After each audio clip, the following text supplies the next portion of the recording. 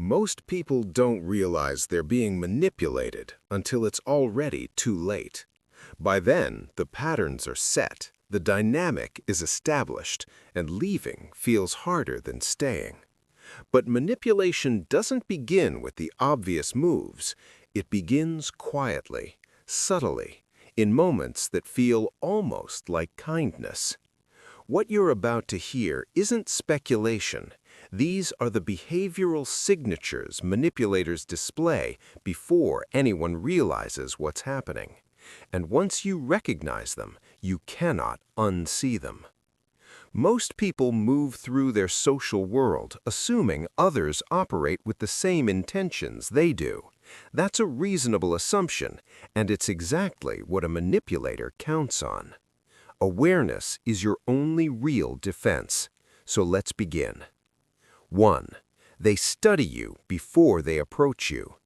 Before a manipulator makes their first real move, they observe. They watch how you respond to criticism, how you react when someone disagrees with you, how quickly you apologize, how often you seek validation. They gather information. Psychology shows that individuals with high dark triad traits, narcissism, Machiavellianism, and psychopathy, are unusually skilled at reading social environments and identifying emotional vulnerabilities in others. They're not just paying attention, they're cataloging. You'll notice it in the quality of their early questions. They ask things that feel personal, but frame them as curiosity. They're charming, interested, attentive, and you feel seen, because in a way you are, just not for the reasons you assume. What this reveals is that manipulation is not impulsive, it is calculated from the very beginning. 2. They create a sense of premature intimacy. In the early stages of contact, manipulators tend to accelerate emotional closeness in ways that feel flattering but move unusually fast. They share personal information quickly, speak as though they've known you far longer than they have, and create an atmosphere where deep trust feels not just natural but mutual. Behavioral studies suggest this technique, sometimes called love bombing in its more extreme form, works because humans are wired to reciprocate emotional vulnerability. When someone opens up, we feel an instinct to match it. The manipulator uses this biological tendency deliberately. Think of someone you've met who, within days, told you things that took your closest friends years to share. It felt special. It was designed to. Premature intimacy is how manipulators bypass your normal social defenses before those defenses even register a reason to activate. 3. They establish themselves as the exception.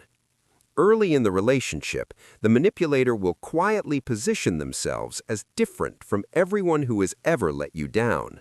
They may say it directly, "I'm not like the others," or they may simply behave in ways that contrast with your past wounds. Psychology shows that people who carry unresolved relational pain are particularly susceptible to this move. If you've been abandoned, they'll show unusual consistency. If you've been ignored, they'll be attentive. They find the wound and become the antidote, temporarily. This is strategic mirroring. They don't become what they are, they become what you need for exactly long enough. 4. They introduce small tests early. Before making any significant demand, a manipulator will run small experiments to measure your boundaries. They'll ask for a minor favor and watch how you respond. They'll make a slightly unreasonable request and observe whether you push back or comply. They'll say something mildly disrespectful and monitor your reaction. These aren't accidents, they're diagnostics. Behavioral research on coercive control suggests that manipulators use these early boundary tests to determine how much resistance they'll face later. A person who says no clearly and comfortably is more likely to be left alone or approached more carefully. A person who complies quickly, apologizes for hesitating, or laughs off a boundary violation is flagged, consciously or not, as accessible. Your early reactions teach the manipulator exactly what they need to know. 5. They make you feel subtly responsible for their emotions. This is one of the earliest and most invisible moves. Before any overt control begins, a manipulator will begin linking their emotional state to your behavior. They'll be visibly disappointed when you don't respond the way they hoped.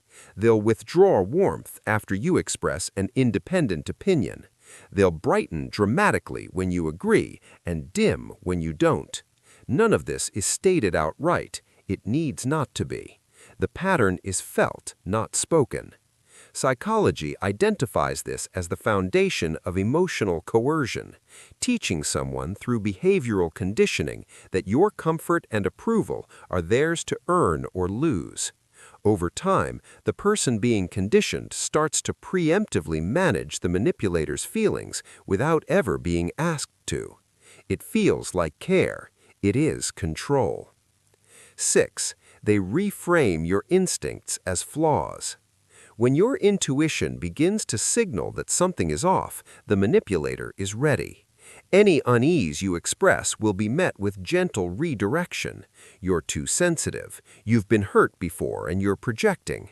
You don't trust easily, and that's something you might want to work on. This move is particularly effective because it contains just enough plausible truth to be believable. Most people have been hurt before. Most people do carry some degree of relational fear. The manipulator takes that real history and weaponizes it, turning your healthy instincts into evidence of your own damage.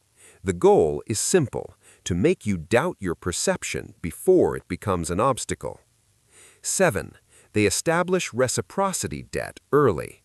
Before any real ask is made, the manipulator will have already given gifts, favors, time, emotional support, attention, often in excess and often unsolicited.